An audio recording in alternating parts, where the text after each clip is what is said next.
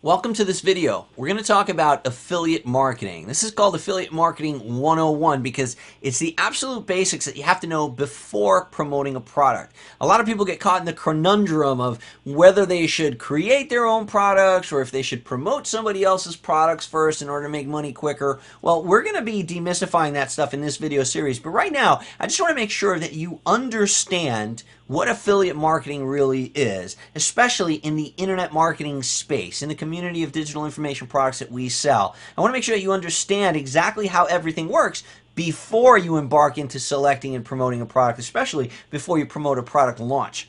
You're going to need a systemic approach. You need a system. You need a process to follow. Look, there's a lot of money to be made by promoting other people's products. You got to understand how it works. And you actually have to create a plan that's going to maximize the time of your promotion. You see, you're usually just going to promote a product during the week that it's launching. Some products promote, some products launch for 1 week, some for 10 days, some for 2 weeks, but the idea is to concentrate your promotion efforts where you're just going to send a whole bunch of visitors to that offer using your affiliate link. And in order to maximize how many people you can get to click in that short amount of time during that 1 week, you got to make sure that you have a plan and that you have a system, that you have a process. We're going to talk about some do's and don'ts, and we're going to make sure that you understand how it works here. First of all, how does it work? And how do you get paid? Okay, so you may know some of this stuff already, but I'm going to make sure that I clear it off the board here so that you know exactly what we're talking about. First of all, we have affiliate platforms. These are companies that actually have websites which host offers. They actually show you, they don't actually host the product itself, but someone can list their products on these platforms. And I'm talking about platforms like JVZoo, for example. JVZoo is an affiliate platform and a marketplace. It actually serves multiple purposes. You also have other platforms. JVZoo is one of the best, actually, in our particular space, but there are others. There's ClickBank, there's Deal Guardian, there's what else you got? You got Commission Junction. You've got a whole bunch of them. JVZoo and these other places serve as a marketplace where vendors can go and list their products so that affiliates can go and see what they want to promote.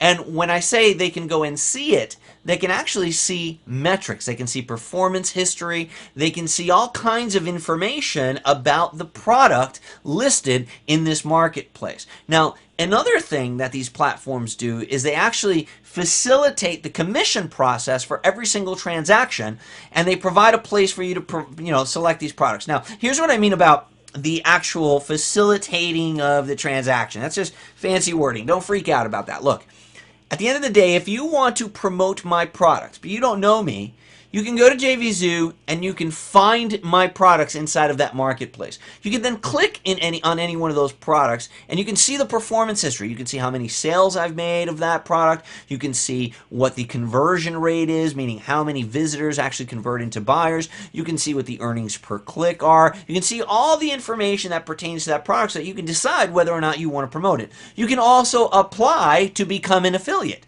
Some vendors have rules that they want you to follow, but basically, the platform is a website. It is a company that both you as the affiliate and me as the vendor have an account. And that platform provides you with a unique link that will sell my product. And then they will keep track of how many clicks your link got and how many of the sales from my product should be credited to you. Okay, so as we're talking a little bit about the links and stuff, let's talk about that. So you're connected with the vendor through this unique affiliate link. And what happens is the platform records every single click that happens. You can log in to JVZoo and you can see in your account how many clicks you sent to an offer.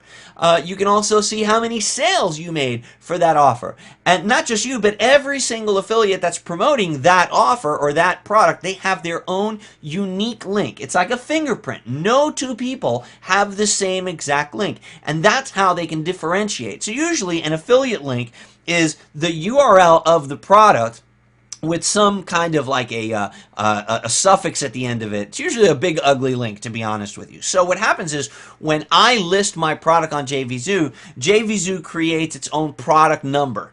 Then when you join to promote that product, then it adds your vendor ID to my product number, and your JVZoo link is going to be something like jvzoo.com/product number / vendor number. And again, that's not the actual structure. That's just me pulling that out of a hat. But just to give you an idea of how an affiliate link is created. And now that you have that unique string on the link, now every time that someone clicks on it, JVZoo keeps track of who clicked, did they buy, did they not buy, who gets credit for this click, and you can go in and see all your metrics. And so can the vendor.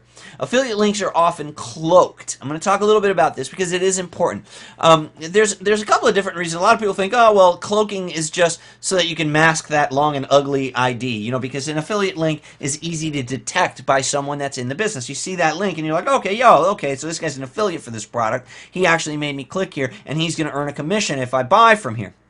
Sometimes people will actually go and try to clear their cookies and go without going through your link, right? So sometimes we cloak the link just so people don't know that they're clicking on an affiliate link. But in our space, to be honest with you, that's not the biggest reason. The biggest reason and the most important reason is so that you can actually control the traffic flow after you've deployed your links. Here's what I mean by that. Let's say I wanted to promote your product and I went to JVZoo because I know that that's where you listed it and I want to promote it. So I go and I find your product in the marketplace. I click to apply to promote it. And now you approve me as an affiliate. I get my links from JVZoo to promote your product. Then I go and I type up an email to my subscribers telling them about your product with my affiliate link for that product in hopes that they'll click on that link, go to your website by way of JVZoo, purchase the product, and then JVZoo will track that and I will get my commission, which is whatever percentage you as the vendor are offering. That's how affiliate marketing works. Now here's the thing.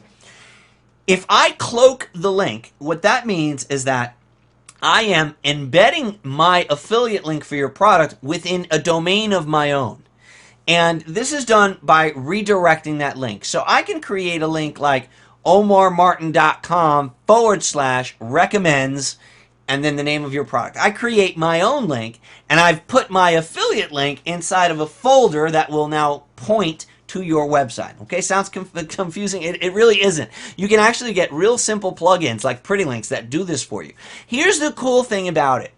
Let's say that I am promoting your product and your launch ends. Let's say I've created a bunch of articles and I've literally saturated the internet with hundreds of links back to your product. But then a week from now, your product launch ends and you take your product down. Now I've got all of these links out there on the internet that are pointing to a dead website, a website that no longer exists. If I cloaked it, I have control of that link because that link is sitting within a folder at my site.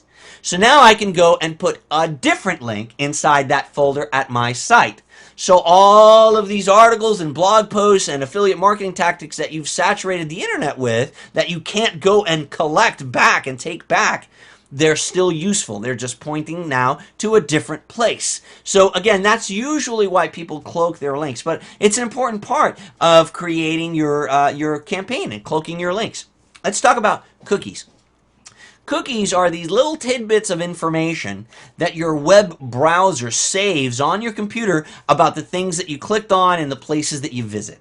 Every computer, every web browser stores cookies on your computers. It's basically the way that your computer does the whole undo thing. It remembers a history of what you've been doing, right? And when you visit a website or when you click on a link, there can be a command that tells your browser on your computer to store information in case you return again later. So when you click on an affiliate link, one of the things that the affiliate platform does is it sets a cookie on that visitor's computer. So if I am the affiliate for your product and I sent an email to my subscriber and my subscriber clicked on that link, the moment that he or she clicks on that link, their computer recognizes that JVZoo embeds a cookie on their computer that says, hey, Omar Martin sent this visitor here. Omar Martin is the one that sent you to this website. So what happens now is that whenever you decide to buy that product, or rather, whenever that person decides to buy that product, it could be today, it could be 2 weeks from now. As long as that cookie is still there, I'll get credit for that sale. Now, what's important to remember about cookies and about affiliate marketplaces is that it works on the last cookie system, meaning that cookies are overwritten. Because you might say to me, well, Omar, what if I got 2 emails from 2 different marketers at 2 different times? First, I clicked on yours, and then I clicked on John Thornhill's the next day to see what he was offering as a bonus. Well, the last cookie wins. And that's the way that it should be. Whenever someone clicks on a link that takes them to the same, it overwrites the last affiliate. So you always want to be the last person to send someone to a website just before they buy. And what I do with my subscribers is I tell them in the email, or I tell them in the on the bonus page, I say, hey, before you make your purchase, before you click on this link, be sure to clear your cookies, because that's the only way that I'm going to get credit for your purchase. If you don't clear your cookies and you make this purchase, it's possible that someone else could be credited for your for this sale, and then I won't be able to award you my bonus. Okay, so your affiliate link is going to set a cookie on the visitor's computer, and that's how JVZoo can track who sent this visitor. Okay, now JVZoo uses a system for paying people. It's called adaptive payments. They actually are the leading company, affiliate platform that does this. They've been doing this since the day they opened, and they're very, very good at it. Adaptive payments is a way that PayPal pays both the vendor and the affiliate at the point of sale. So this eliminates the need to wait for an affiliate payment, okay? And this really is enticing to affiliates, because what happens now is I don't have to wait 30 days or 60 days for the vendor to pay me. I get paid right away. So if I sent you a sale today, I get my commission today. I get it right at the point of the sale. I mean, there's just maybe seconds or minutes before I get paid. So it's a very, very good way to get affiliates on board when you say, hey, I'm using JVZoo, which means you're going to get paid instantly. You don't have to wait 30 days. You don't have to wait to get a check like you do with ClickBank or some of these other ones, you know. And I like it because not only do you get affiliates right away, but if you ever decide to be the vendor, it also helps you get affiliates on board. It helps you get people to promote for you, because you don't have to. You can boast about getting instant payments and then letting them know, hey, you sent the traffic today, you get paid today, and that's a very, very appealing thing to someone that's investing time and money in sending you traffic. So adaptive payments allows the vendor and the affiliate to both get paid at the same exact time. So when that money is collected, what happens is the customer let's say the customer is paying $10 and it's a 50% commission. The customer pays $10 on the JVZoo checkout page. Now, JVZoo takes their fee, so let's say it's $1.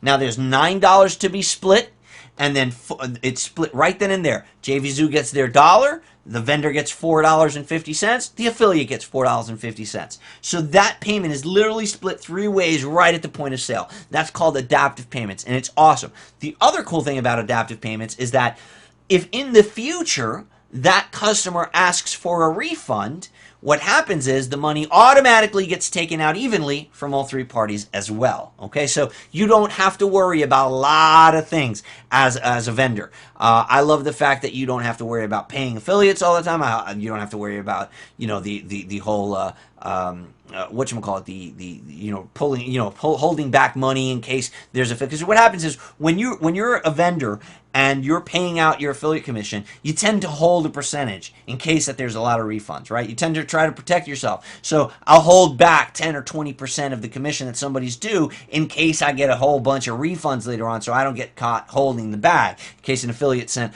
crappy traffic or pulled any kind of scams or something like that. I withheld some money. Well, you don't have to do that now with adaptive payments, because the money's automatically going to be pulled out from each account if the person ever requests a refund. So That's a very, very powerful thing. It's adaptive payment. So this is how it works, and this is how you get paid. You need to understand the whole, marketplace system. You can go and select a product. You got to apply to be an affiliate. You get your affiliate link. You cloak your affiliate link.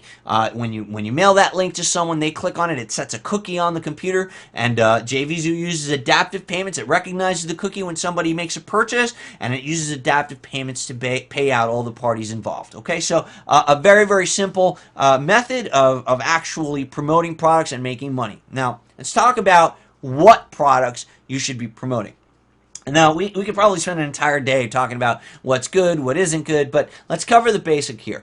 First and foremost, product launches happen so often nowadays. I mean, it's really hard to actually support all your friends and mail for everyone that needs you to mail for them, because product launches are happening all the time. I mean, multiple launches a day, and you should take the opportunity to capitalize on product launches. That really is powerful, because there's a lot of energy and there's a lot of urgency that comes with a product launch, because there's a special price.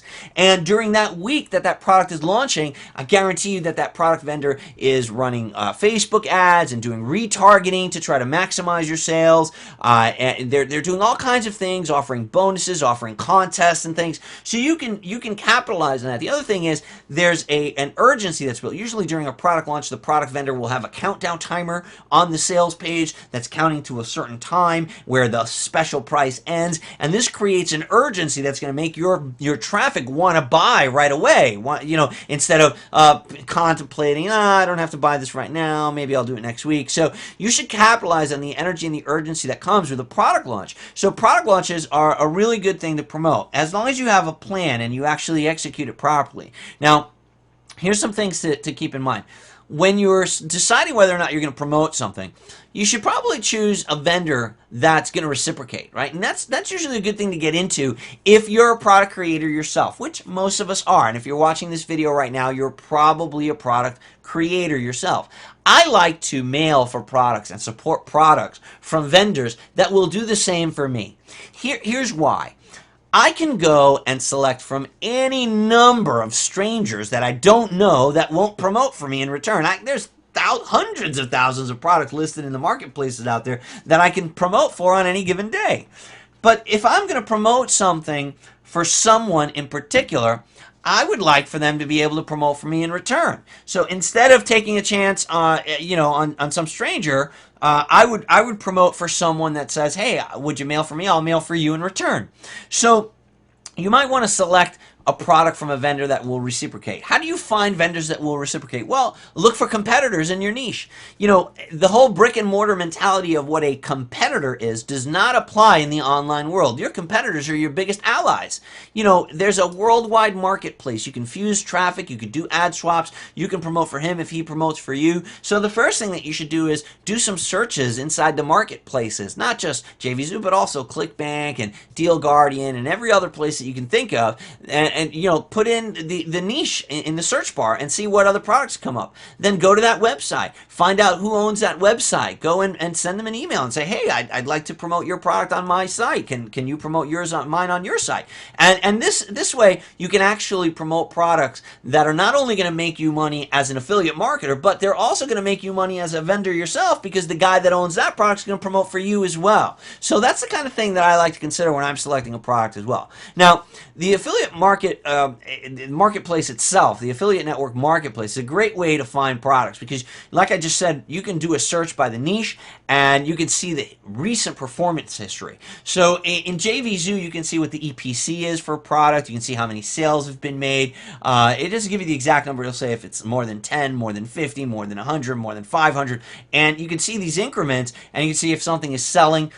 You can see all kind of statistics on how that product has been doing. So if you know that something's been on the marketplace for 2 years and there's only been 10 copies sold, you're like, oh boy, not too much, it's not working. But it's not as many as how many have been sold, but you can see how many clicks have been sent and what kind of conversion numbers. And we're going to talk about what EPC and conversion and stuff like that is in the next slide. But The thing that's cool about the marketplace is you go in there, you can actually select products that are going to suit your particular audience. So you can do a search by category. So you can go into the marketplace and say that you're into golf. You can type in the word golf. You can see a whole, sports category and see how many golfing products there are. And then again, you can go now and communicate with that vendor. You can send them a message right within the marketplace itself. So lots of stuff that you could do by just going and browsing the marketplace. A good way to find products to promote. Now, I'm going to recommend that you pick products that are congruent, okay? You're going to want to pick products that actually appeal to your audience. So I just made a reference to a golfing product, right? Well, you're not just going to want to pick a product that sells well. You're going to pick a product that applies to your audience. So if I have an audience of geeks, let's say my list is comprised of computer repairmen, and I don't particularly have any subscribers that have demonstrated any interest in the past to golfing, then going and selecting a golfing product just because it happens to be the product of the day that's converting the best and making the most sales, that's not going to do well for me, for my list, because it's not congruent. It doesn't have anything to do with my target audience. So picking a product that is congruent with your audience and your traffic is of paramount importance. Now, I mentioned earlier that, yeah, it is important, and it's a good thing that you can go into the network and you can see statistics and you can see performance history on a product, but that should not be the sole thing that guides your decision on whether or not to promote. We treat the patient, not the monitor. That's back in my old medical school days. If you saw a flat line on the monitor, the first thing you do is look at the patient. You don't just grab the defibrillator thing. You got to look at the patient because maybe the leads got disconnected. You know what I mean? You don't want to shock somebody that doesn't deserve to be shocked. You don't shock asystole anyway. But anyway, my point is, don't promote just based on the numbers. Promote based on the numbers as well as the traffic that you can send. You want to send congruent traffic to an offer that will convert for them. Oops.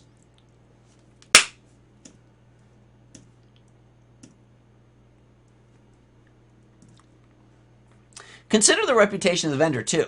A lot of people make this mistake. They go and they promote for somebody that they don't know, that somebody that's brand new in the marketplace, somebody that's never launched a product or created a product before, and you're like, oh, okay, I'm going to support this guy. Why not? And you go and you do that and you make a huge mistake.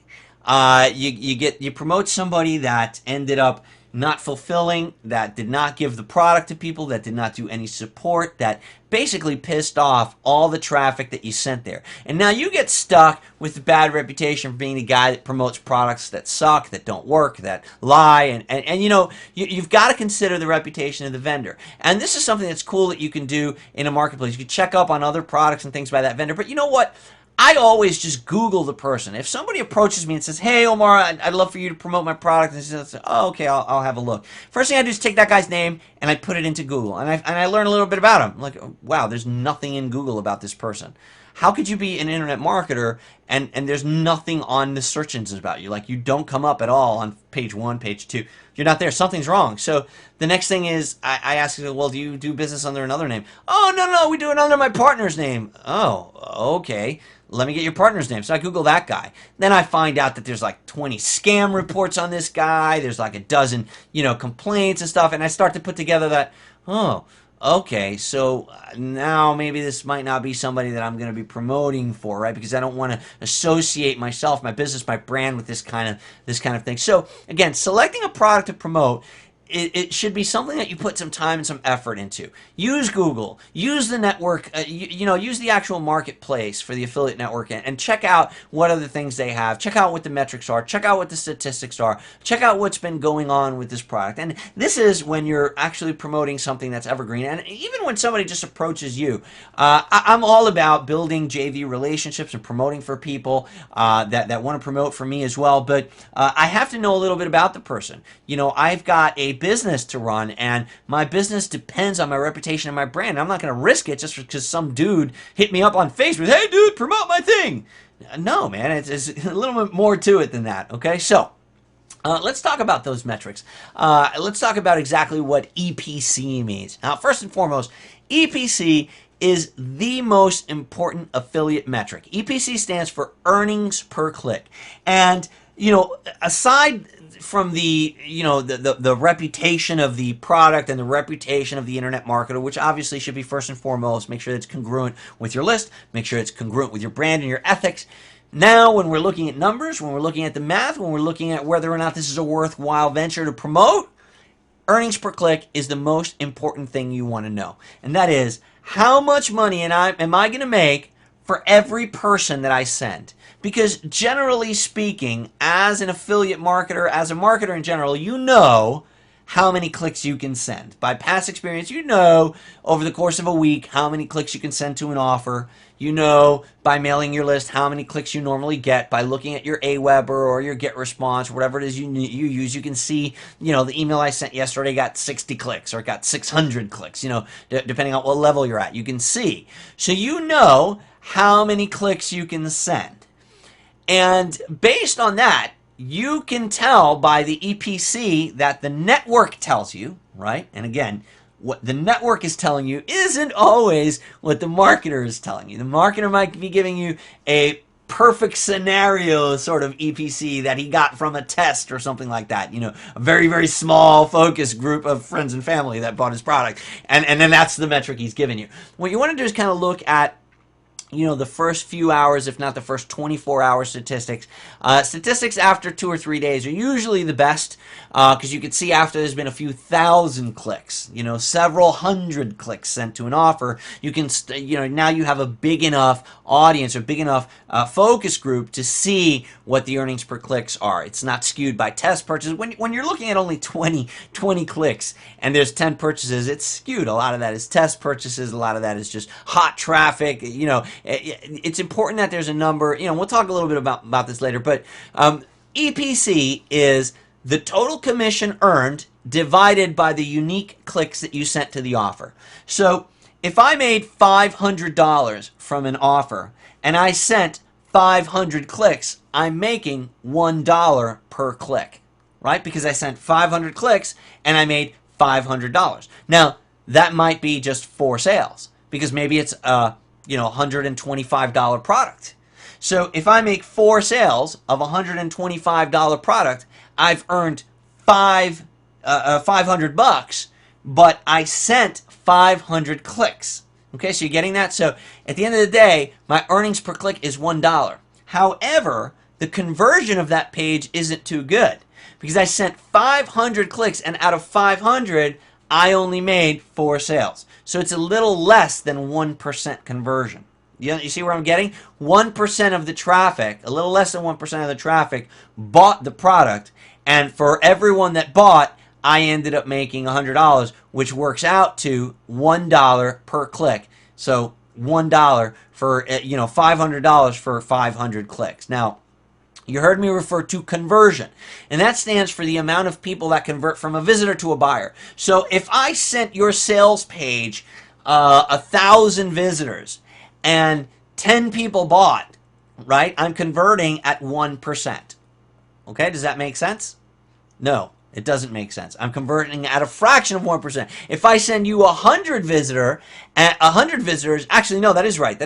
If I send you 1,000 visitors and 10 people buy, then I'm converting at 1%. If I send you 100 visitors and 1 person buys, it's the same thing. All right, now, what'll be different in that particular scenario is going to be my earnings. So let's say that I have a page that converts at 1%, but the product only sells for $27.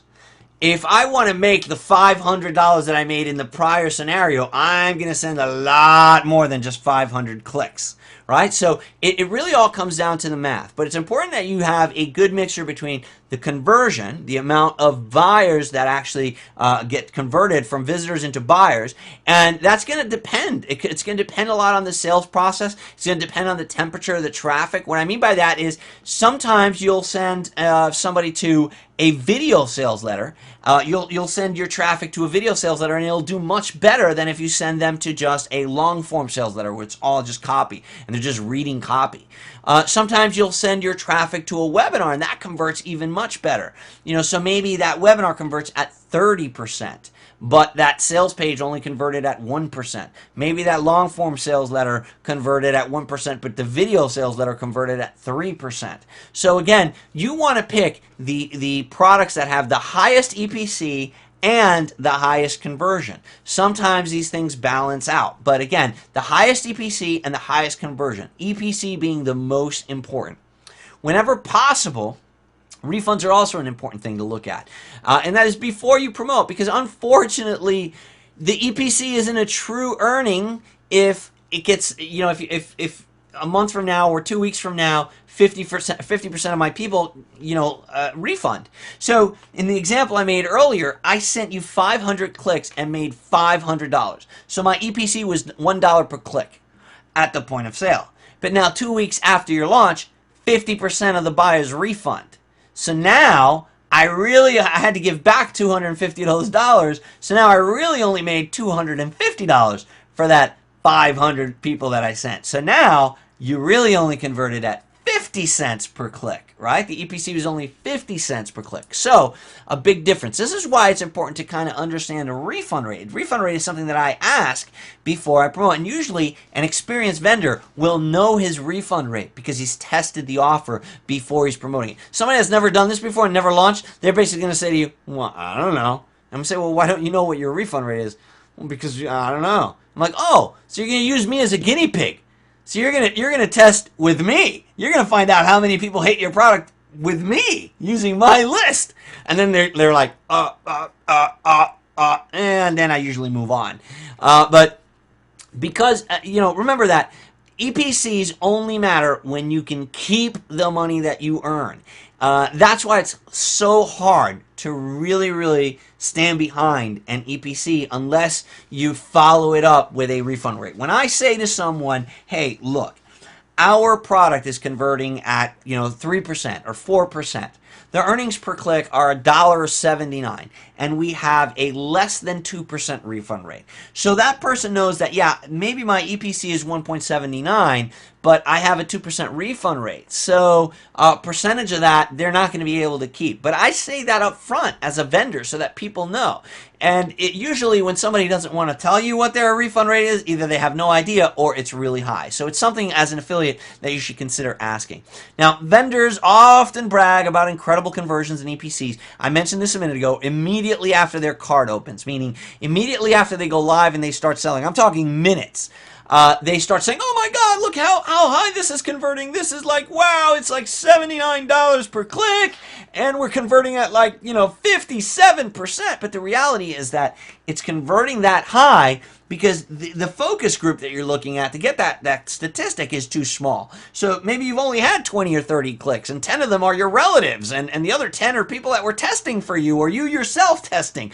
And maybe the other 10 were, people that you told about this last night from your own list. So it's all very hot traffic, very warm traffic, or test traffic, because it's only been a few minutes since your product has been open for sale. So naturally, the people that have bought were the ones that were waiting. It's not a true testament to what affiliate traffic is going to convert at. It's not a true testament to what the earnings per clicks are going to be at within 24 hours or within 48 hours, or even within a few hours. Once it's getting a significant number of hits, significant number of clicks, that's when you can actually see whether it's converting well and what a true EPC stands for. So just be wary of remember, marketers, they market things. So they're marketing you and trying to convince you to promote as an affiliate as well. Now, commission percentages. I never promote anything that's under 50% unless I know that it's a service. For example, if I am promoting a product, a service where I know the person that's rendering that service is going to actually have to invest their time, meaning it's not a digital product that they have zero expense in fulfilling. If I'm promoting a digital product, which basically means they're selling a link. The product is already created, and all that vendor is doing is providing access. It's an automated process. Then I believe that I should get 50% of that sale. If I'm not getting 50% of the sale, then I'm wondering, well, why are you charging, why are you going to give me less than 50% where I can promote from any one of hundreds of thousands of other products that'll give me 50% or even more? As a matter of fact, I love promoting products with greater than 50% commissions on the front end, because that shows me that that is a vendor that really wants to do business with me. He really wants me to promote his product. And sometimes you really, like right now, I'm in the process of promoting a product that's 50% commissions. Actually, it's 100% commission across the entire funnel. So this vendor is very smart. He's actually using his entire product, the front end and the back end, as a way to build his list. Because when somebody buys from you, they join your list. And he knows that by offering 100% commission, every affiliate and his mother is going to jump on board and promote, which means he's going to be able to build a huge list out of this. And then he's going to market to that list, and he's going to promote other products to that list, which affiliates will not receive a commission from, which he'll get 100% commission. So that's a very smart tactic, and a very good way to build your list very, very quickly. And it's enticing. I love promoting products with greater than 50% commission. So again, metrics and things that you look at that are important. Earnings per click, by far the most important. The conversion rate, also very, very important. Usually the EPC and the conversion rate go hand in hand. You want to find, you want to stay away from ones that have a real high conversion and really low EPC, and vice versa. EPC ultimately is the way to go. So if the conversion is low but the EPC is high, that again is going to be good. Now also remember that you should keep a good eye on the EPCs, not immediately after, but rather a few hours to even 24 hours after. Don't just look at it when it happens the few minutes after the launch, okay? Keep an eye on refunds. Refunds are important because EPCs are only good as long as you can keep the money. And keep an eye on your commission percentage. Pick products that give you 50% or more out of the total sale, okay? So here's something that's very, very important, and this is going to be the last part of this whole affiliate marketing 101 part. You need to know the product, and I don't mean know the metrics of the product and how it's performing and the performance history and how many buyers and how many refunds and all that. I mean the actual product itself. As an affiliate, the best affiliates, the super affiliates, the best performing affiliates, the affiliates that win the sales contest all the times, are the ones that know the product. You should always ask the vendor for a review copy and actually check out the product before you promote it. You should make sure that everything that's supposed to be in the product is in the product.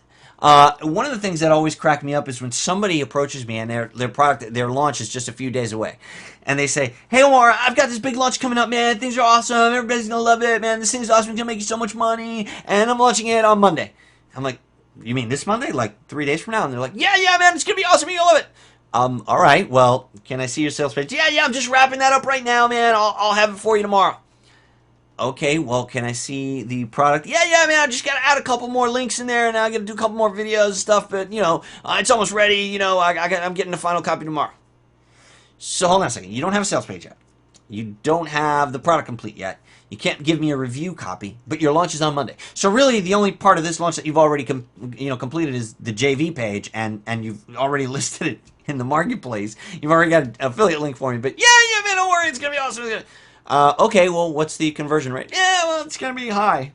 What's the EPC? Yeah, it's going to be like $1. What is the refund rate? Well, I've got no idea. Why? Because it's not ready yet. Okay, so you want me to promote something that doesn't exist? No, it exists, man. I got the domain and everything. Okay, so you can finish all this weekend, and I should risk my business on this solid product of yours. Why? Again, you want to ask these questions because it's important, and you're not really gonna run into a lot of these kind of problems when it's an established marketer, when it's somebody that somebody that's been launching for a long time, somebody that has an established reputation. It's the newer guy. It's the newbie that's looking for the quick money, that thinks that internet money falls from the sky, that he thinks he doesn't have to have all his ducks in a row. He doesn't care. He's looking for quick money. He doesn't care if he pisses off every single person on your list and causes you to have a 50% unsubscribe rate. He doesn't care. He just wants you to promote because he needs the traffic, because on his own he doesn't know how to drive traffic. So that's why he's approaching you. You should always ask the vendor for a review copy open up the product, take a look at it. You know, sometimes the content is great, but the product just looks like shit, and it's going to make you look bad. It's direct reflection on you. If it's broken, if there's images broken, if the links point to 404 error pages, and you know, the delivery process doesn't work right, and it says click here to access the site, and you click there and it takes you to the wrong place. And, you know, all these things are going to contribute to a poor experience for your customer, for the person that you're sending. So when somebody, you know, asks me to promote, I look at these things, and if I don't like the way that's, I say, hey man, you know, I would love to promote if it was a quality product, but I can't even see if it's a quality product because it's not ready. And you know what? I clicked on this link, and you know what happened? Absolutely nothing. It took me to an error page. And actually, shame on you for asking me to put for wanting to put me in that position. You know, asking me to promote something that isn't ready. You know, that's not really a good way to build a relationship with somebody, because that's what they're doing. They're screwing you over. And then you know, so again, make sure that the product is complete and ready for sale before you promote it. I'm very protective of my brand, and you should be too. Learn about the product so that you can also answer questions and create an informative marketing, you know, campaign. You know, I like to create bonuses. I like to create my own custom emails, and I like to do them in my own voice. My list is trained to respond to my style, to my style of writing, to my style of promotion. So when I know a lot about the product that I'm promoting, it makes it much easier for me to write copy that's going to convert, to write email subject lines that are going to get people to open, to write, you know, email body copy that's going to get people to click, to create videos that are going to engage people and make them want to buy the vendor's product. And I can't do that if I don't know diddly squat about the product. You know why? Because people can sense when you're full of shit. People can sense when you're being disingenuous about something that you're promoting. People can sense the sincerity in your voice. If you know what you're talking to, or if you're just baffling the, you know, you can't bullshit a bullshitter, right? And people can sense whether or not you're just baffling them with a bunch of bullcrap, or whether or not you're giving them information about stuff that you truly know and believe in.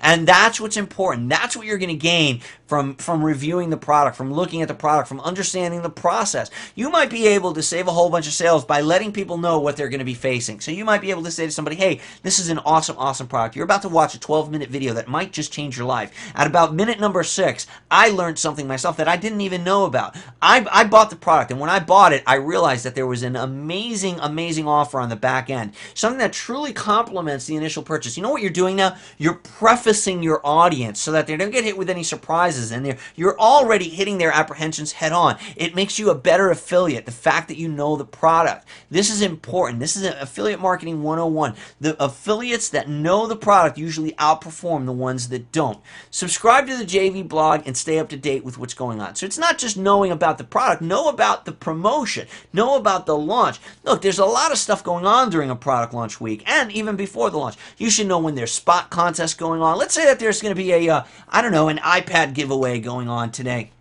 And it starts at 12 midnight. So anybody, the most sales between 12 midnight today and 12 in the afternoon tomorrow is going to win an iPad. But I didn't know about it. So I sent my email at 9 p.m. instead of waiting for 12 midnight so that all my clicks and all my sales would count towards that contest. So again, little things that you should stay up to date. If there's a product launch going on, there's tends to be a JV blog that the vendor is keeping in communication with all the JVs. If you're not sure whether or not there's a JV blog, you should ask the vendor, communicate with them, and say, hey, what kind of specials, what kind of launches, what kind of things do you have going on right now?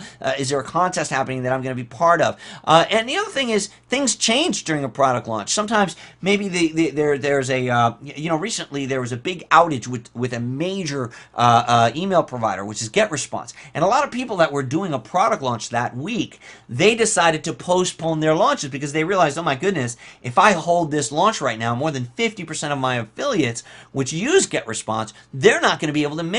So I'm gonna really be shooting myself in the foot. So I'm gonna set my launch date back. If you were not subscribed to that JV list or that JV blog, you wouldn't know that launch isn't happening, and you would still send the email. So it's important that you keep up to date. Don't just know about the product, but know about the launch. Know what's happening. You know, sometimes midway through the launch, there's going to be a payment plan introduced and things like that. You know the launch details. Know what's happening and know what what's happening and know when it's happening. You know, mid-launch, there's usually a spike in sales, and that spike is usually caused by something that the vendor does to trigger it, or something that you do to trigger it. If you haven't watched my video called The Launch Sigma, you should, because what happens is in the middle of a launch, a vendor either adds some bonuses or they do introduce a payment plan, something that's going to cause a spike in sales. Because typically, there's a huge spike in sale in the beginning of the launch, and then things start to taper off. And then in the middle of the launch week, the vendor or even the affiliate can do something to stimulate some activity and actually add some bonuses or introduce a payment plan. Now, boom, there's a spike in sales. And then it goes and trickles down until there's that final spike, which usually comes just before the countdown timer runs out. So you wouldn't know what's happening if you're not in touch, if you're not staying up to date with the JV blog and the product vendor. Know what's going on, know what you're promoting, know what's happening the week of the launch, know what's happening after the launch too. That's important. Is it going to be taken down? Is the price increasing? Is it doubling? Is it going to be on a dime sale? Is this going to be evergreen? So are all my links going to break the moment that this launch ends? That's really, really important. And once you know all these things, you're going to be able to use this knowledge to craft compelling email copy, because now you know when things end. You know what's going to happen after the launch, so you can actually build impulse and you can actually create that fear of loss and that impending doom feeling. Hey, look, at the end of this promotion, when that countdown clock hits 0, you may not know this, but the price is going to double. So you need to take action right now. You can say things like that if you're in the know, if you're familiar, if you've communicated with the vendor, if you've gotten a review copy, if you're subscribed to the JV blog. You know, you can create better blog posts. You can make better videos. Videos are huge. You know, when you know about a product, we're going to be talking about this in another training, but creating a review video, creating a case study or testimonial video about a product where you actually log into the members area and you share it, that's a huge way to compel someone to buy, because they're literally seeing you using the product that you're promoting. So that's an awesome, awesome way to do things. In summary, everything becomes better in your promotion if you know the product, if you're very good with everything that's going on in the product, and if you've selected the product based on the metrics, based on the history, based on the integrity of the vendor, and you've gotten a review copy. So all you got to do is ask. So remember, there's an abundant amount of products out there that you could select from any number of networks. I love JVZoo. Those guys are great at JVZoo. They've got lots of products. They pay instantly. I love it. And there's a lot of other networks out there. There's launches going on all the time. There's evergreen products out there as well. There's so many things, so many products that you can select from to actually go out and make money daily promoting them. And the most important thing that I want you to understand is that you should go out, you should do your research and fully understand the product, and I should probably add here, the process. Understand the process. A lot of product vendors do things differently. You know, this launch may not be the same as the last product launch that you promoted. Some product vendors pay out prizes right away. Some product vendors want to wait 30 days before they pay out prizes. Some product vendors do their launch a certain way where they introduce, they have a dime sale, so it's not a fixed price. The price goes up with every purchase. Some product vendors close their launch completely and take the website down at the end of the launch week. Some product vendors don't. You know, it's important that you do your research and that you fully understand the product and the promotion. It's important that you understand the process of how affiliate cookies are dropped and the fact that it's the last cookie. It's important that you know these things, that you cloak your link, that you make sure that you tell your customers and your readers that they should clear their cookies before they click on your link in order for you to get credit for the sale, so that you can give them whatever bonus or incentive you're promising them in exchange for that referral. So again, before you embark on any promotion campaign, make sure you do your research, make sure that you fully understand the product and the process, and this is how you're going to have great success with affiliate marketing. So I hope you enjoyed this video. That's a 10,000 foot view of affiliate marketing, the bare basics that you need to know, Affiliate Marketing 101, and I look forward to seeing you in the next video. Take care.